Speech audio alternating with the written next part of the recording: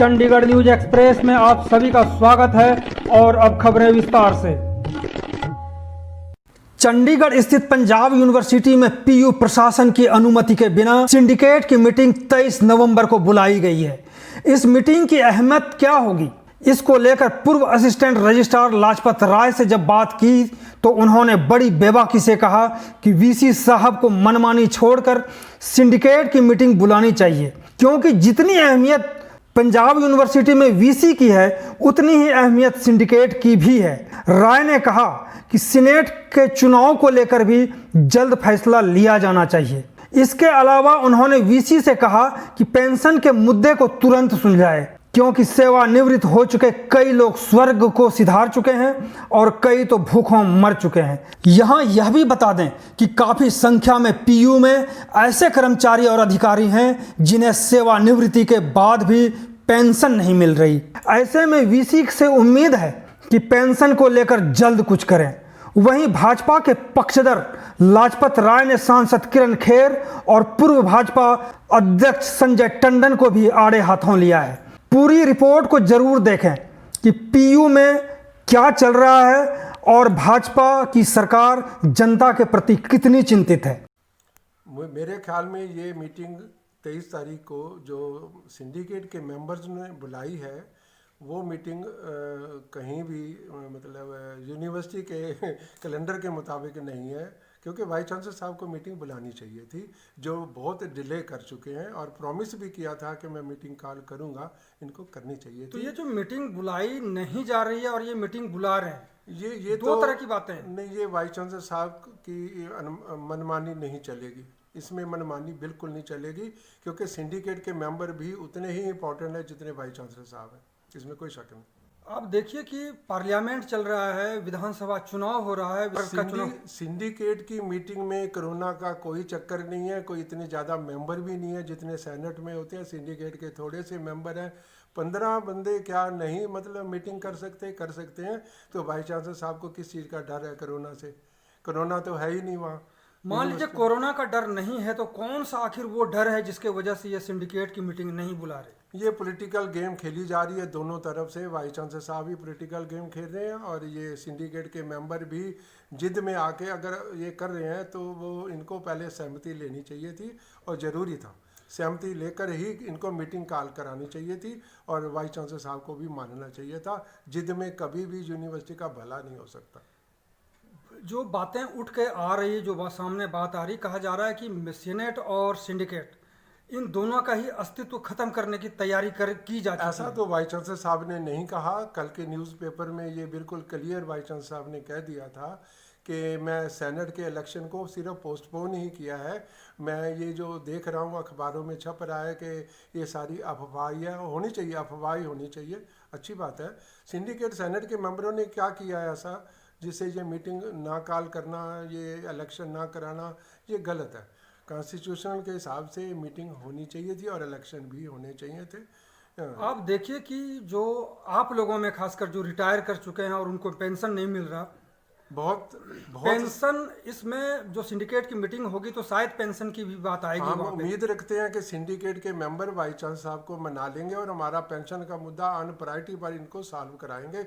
अगर ये नहीं कराते हैं तो हम मानेंगे कि वाइस चांसलर साहब भी ये नहीं चाहते कि पेंशन का मुद्दा सॉल्व हो। तो इनमें क्या फ़र्क रह जाएगा? अगर सोबती साहब वाइस चांसलर थे, ग्रोवर साहब वाइस चांसलर थे, तो इनके आने से तो हमें उम्मीद थी कि ये कुछ कर देंगे। ये ऐसे ही 2 साल और गुजार दिए, 14 साल से तड़प रहे हैं एम्प्लॉइज़, ये अच्छा नहीं है। आपका देखिए कि पिछले कुछ महीनों में ही 2 आपके जो रिटायर्ड साथी थे वो गुजर चुके हैं, बहुत दुख स्वर्ग को सिधार चुके हैं। उसके बाद भी हमें लगता है कि पंजाब यूनिवर्सिटी प्रशासन की ओर से या सिंडिकेट की ओर से या सीनेट की ओर से ऐसी कोई बात नहीं आई कि जिस पर लोग अपना एक वो दिखाए। किसी ने उनको रिलीफ देने के लिए 1% भी किसी ने सोचा नहीं है। वाइस चांसलर साहब के पास ये भी कैसेट गई थी जो बनाई गई थी और उस कैसेट को देखा था।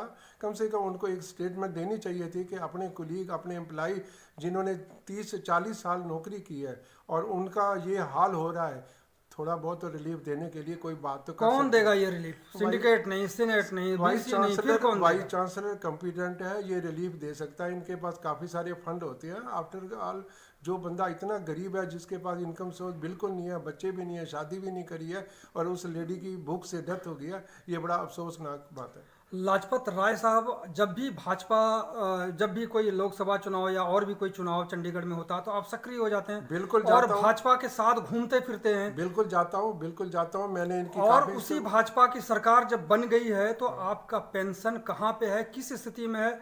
कई लोग मर चुके हैं, शायद और भी लोग मर जाएंगे, लेकिन पेंशन का मसला अभी तक हल नहीं हुआ है। भाजपा आपकी सरकार है। मैं आदरणीय सतपाल जैन साहब जी से रिक्वेस्ट कर चुका हूँ। उन्होंने एक लेटर वाइस चांसलर साहब के नाम पर लिखा था, वो मैं खुद ही जाके वहाँ दे के आया था। अब किरण खेर जी के घर भी गए थे, वहाँ भी चिट्ठियाँ हम देकर आए, और टंडन साहब जी के घर भी गए थे, संजय टंडन जी के घर। सांसद के घर आप गए थे, क्या सांसद किरण खेर से आपकी मुलाकात हुई? नहीं करने देते, नीचे वाला स्टाफ नहीं करने देता, बहुत हार्ड है। तो फिर आप भाजपा के साथ घूम रहे हैं, वोट दिलाने में आप काम करते आ रहे हैं, और आपकी सांसद, आपकी पार्टी की सांसद जिससे आप प्रेम करते हैं, जिस पार्टी से, उस पार्टी की सांसद से आपकी मुलाकात नहीं हो पाती है, तो ऐसी परिस्थिति में क्या आपको लगता है कि पेंशन मिल जाएगी? नहीं, उनको सपोर्ट करनी चाहिए। हम चाहेंगे कि उनको आगे आके ये एम्प्लॉइज के बारे में सोचना चाहिए, 100% सोचना चाहिए। आपको लगता है कि चाहिए शब्द उनको कहीं सूट करता हो? नहीं, उनको कहीं उनका तो काम है पब्लिक की सुनना। आपने 2 आदमी का नाम लिया, मैंने आपको संजय टंडन जी के साथ भी कई बार देखा है। बिल्कुल, 4 बार मैं उनको मिला हूँ। उन्होंने भी हमारे को एश्योरेंस ही देते रह गए। उन्होंने वाइस चांसलर साहब को पता नहीं कहा कि नहीं कहा, मगर आज तक हुआ नहीं कुछ भी। तो अब क्या समझते हैं कि भाजपा, कांग्रेस की सरकार जा चुकी है, भाजपा की सरकार अभी है? उम्मीद रखते हैं कि ये वाइस चांसलर साहब ये पार्टीबाजी छोड़कर ये पेंशन का मुद्दा सॉल्व करें, पार्टियों छोड़ें। कांग्रेस और बीजेपी के चक्कर में वाइस चांसलर साहब ना आए, क्योंकि जो वाइस चांसलर बनता है वो माँ बाप होते हैं एम्प्लॉइज के लिए। वो तो आप समझते हैं। वीसी साहब जिस तरह से सिंडिकेट की मीटिंग नहीं बुला रहे, सीनेट के का जो चुनाव है वो नहीं हो रहा है, तो ऐसे परिस्थिति में माँ बाप आप कैसे कर सकते हैं? नहीं, हम इसलिए कह रहे हैं कि वाइस चांसलर को तो सारे लोग रिस्पेक्ट देते हैं, तो उनको अपने बच्चों के प्रति भी आदर भाव से उनका काम करना चाहिए। जितने भी लोग रिटायर हो चुके हैं और उनको पेंशन नहीं मिल रही, ऐसे परिस्थिति में क्या आप लोग वहाँ पे वीसी साहब को कोई मेमोरेंडम, कोई मांग पत्र देने जा रहे हैं कि सिंडिकेट की मीटिंग बुलाइए और ये सॉल्व करवाइए? बिल्कुल, मैंने ये बिल्कुल लेटर तैयार कर रखा हुआ है। सोमवार को नहीं तो मंगलवार को मैं सुबह वाइस चांसलर साहब के दफ्तर में मिलूंगा। आप भाजपा के समर्थक हैं लाजपत राय साहब, आज कैसा महसूस करते हैं भाजपा का समर्थक होने के नाते? मुझे अफसोस हो रहा है कि हमारी सेंटर में सरकार है, यहाँ भी हमारे अधिकारी भी वही हैं और पॉलिटिशियन भी वही हैं जिन्होंने चंडीगढ़ को चलाया है, मगर हमें अफसोस हो रहा है कि ये हमारा काम नहीं करवा रहे। बुढ़ापे पे जिस तरह से जिल्लत की ज़िंदगी आप लोग जी रहे हैं, जिनको पेंशन नहीं मिल रही, उसकी बात कह रहा हूँ। कई लोग आपके सामने कई लोग गुजर चुके हैं, हमारे सामने भी जिन जिन लोगों से मेरी बात हुई है उसमें तो 1-2 लोग गुजर चुके हैं, हमने उनकी स्थिति देखी है। ऐसी परिस्थिति में क्या आप उन लोगों को ये समझा नहीं पा रहे हैं कि हमारी क्या स्थिति है? बहुत समझाने की कोशिश की है, पॉलिटिशियन ही रह जाते हैं, काम नहीं करते किसी का भी।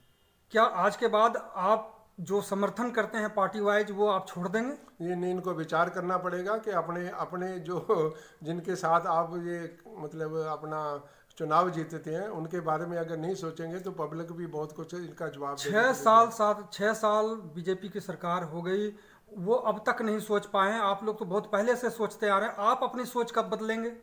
नहीं, मैं बदलने की बात नहीं कह रहा, मैं ये कह रहा हूँ कि इनके दिमाग में अच्छी बातें आ जाएं पब्लिक के लिए, बस। कल की सिंडिकेट की मीटिंग होने जा रही है, एक हंगामा हो सकता है, क्योंकि वहाँ पे एक असंवैधानिक मीटिंग कह सकते हैं कि जैसे कि कुछ लोग बता रहे हैं इसको। मुझे ये लगता है कि वाइस चांसलर साहब इनको सिंडिकेट रूम खोलने नहीं देंगे। अच्छा जी, तो फिर होगा क्या अंततः? क्योंकि ये किसी ग्राउंड में या किसी डिपार्टमेंट में ये अपनी मीटिंग कॉल कर लेंगे। ये सिंडिकेट रूम उनके लिए खोला जाता है जब वाइस चांसलर ऑर्डर। इसकी कोई अहमियत होगी फिर इस मीटिंग की? मुझे नहीं लगता। करके पब्लिक बहुत कुछ सोच रही है, पब्लिक आगे आने वाले टाइम में बहुत कुछ बताएगी, क्योंकि ये इनका साथ देना तो दूर की बात रह जाएगी। और लगता है अगर ये पेंशन का मुद्दा यूनिवर्सिटी का, खुद ये यूनिवर्सिटी को चलाने वाले लोग हैं और कुछ नहीं सोचते एम्प्लॉइज के बारे में। कमाल है। वैसे बात करने के लिए बहुत बहुत धन्यवाद। आपका भी बहुत बहुत धन्यवाद। Thank you very much. मैं कहता हूँ गॉड ब्लेस वाइस चांसलर साहब, करो प्लीज़। तो आपने देखा कि किस प्रकार से लाजपत राय ने बेबाकी से अपनी बात रखी और वीसी को भी नसीहत दे डाली। चंडीगढ़ न्यूज एक्सप्रेस के साथ बने रहने के लिए आप सभी का बहुत बहुत धन्यवाद।